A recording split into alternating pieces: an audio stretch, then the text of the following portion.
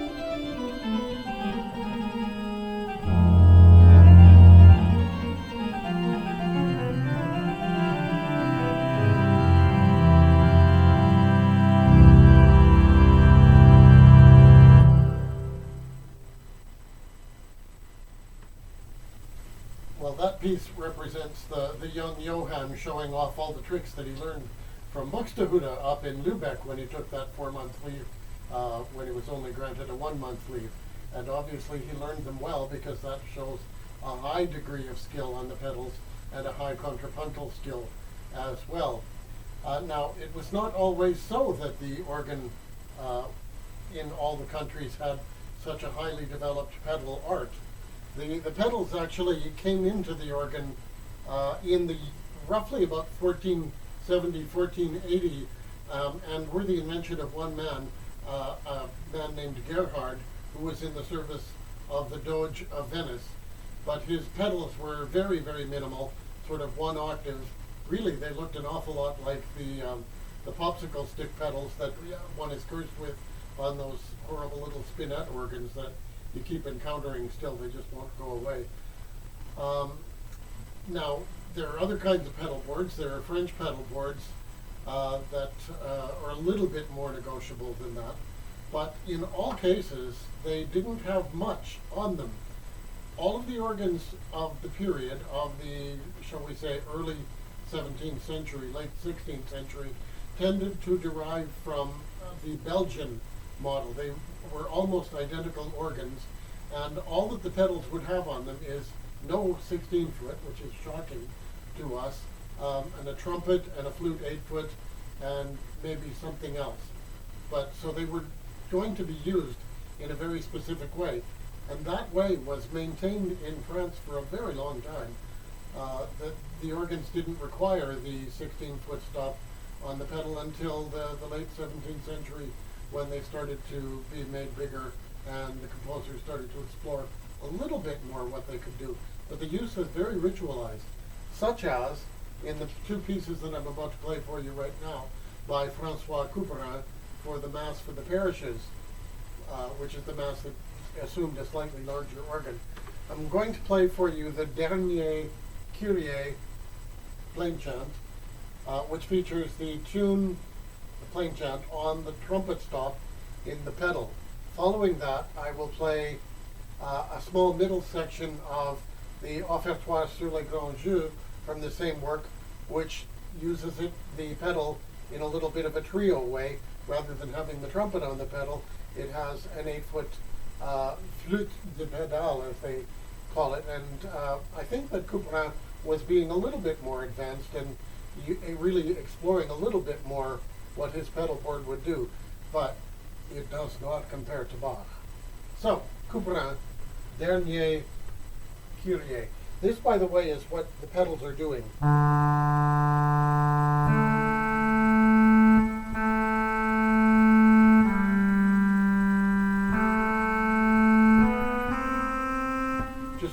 Just in case your ears couldn't pick that out, that's what they're doing.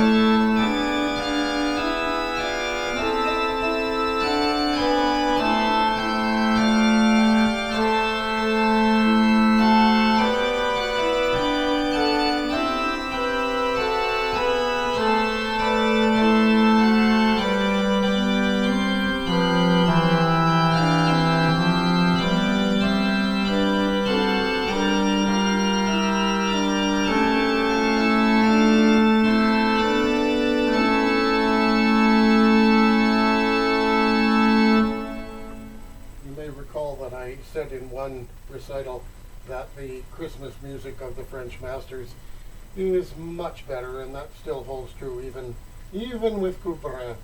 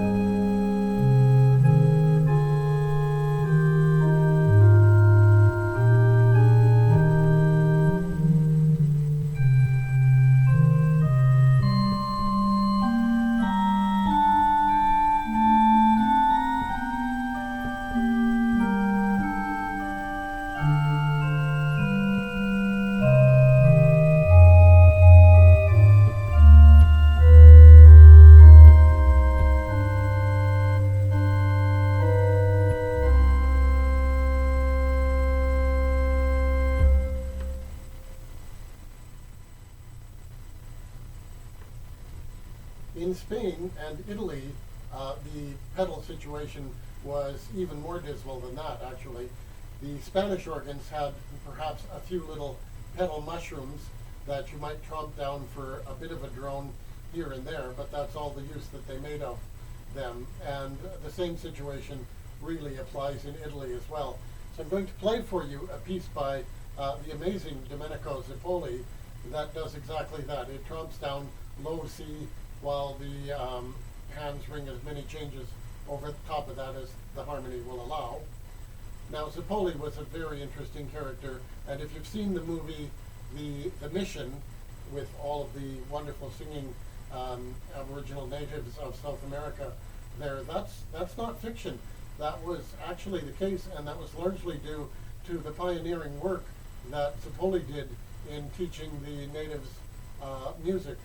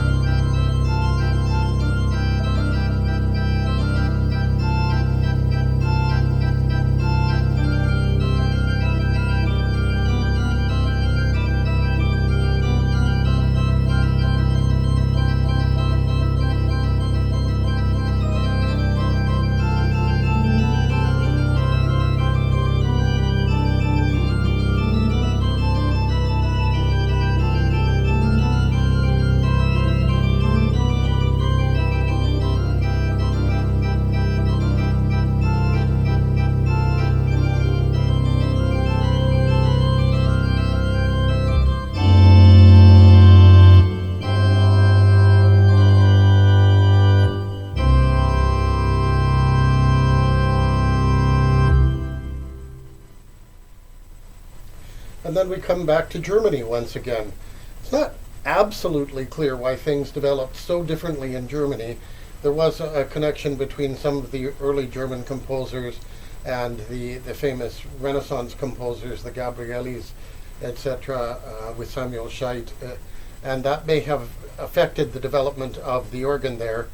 Maybe it's just the Teutonic temperament that made them bigger and more serious and more contrapuntal than everywhere else. But certainly the pedal board in Germany became a much bigger and much more important and much more used thing than it did in any of these other countries. It has the ability to play the bass in things all the way down to 32-foot C if you wanted to, and it also had the ability to do what I'm going to show you in the piece that I'm about to play the chorale tunes, which were so beloved to all of the Lutherans who would be listening to these organs. And it could do anything in between as well.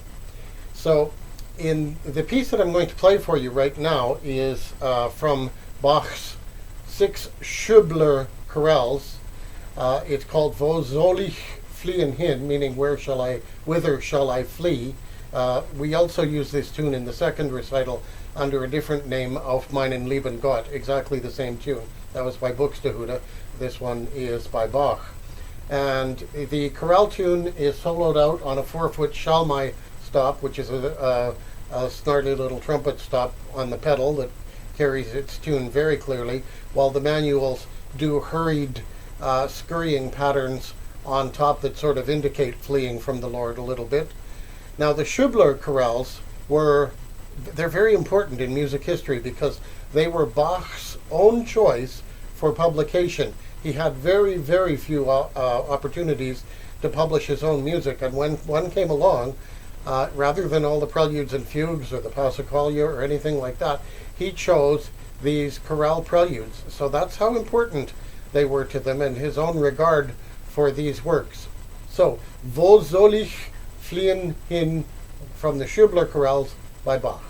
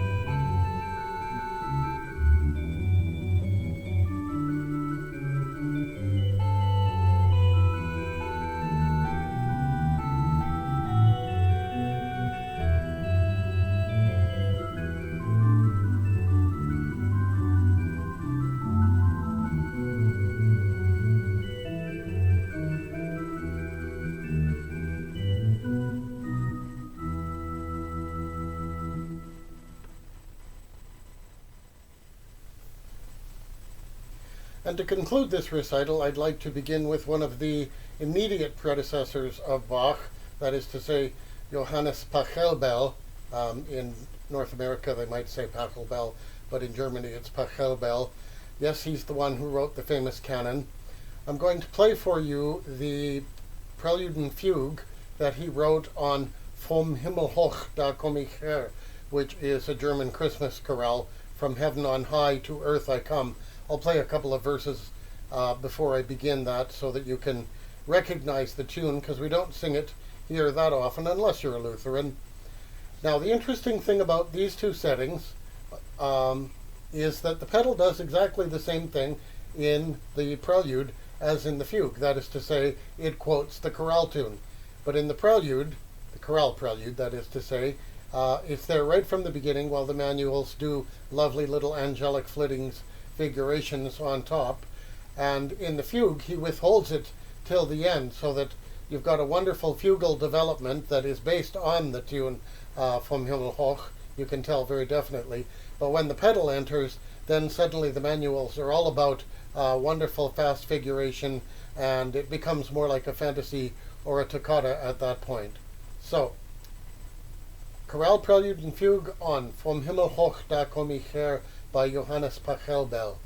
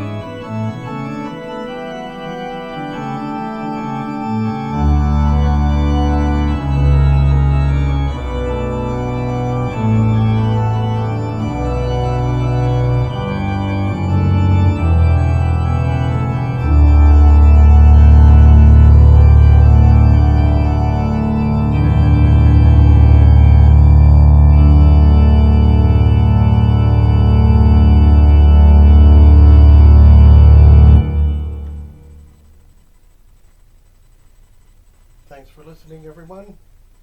I don't know if there's going to be another recital. I wouldn't be able to call it an Isolation Week's recital if there is one. Just keep checking back. Stay safe.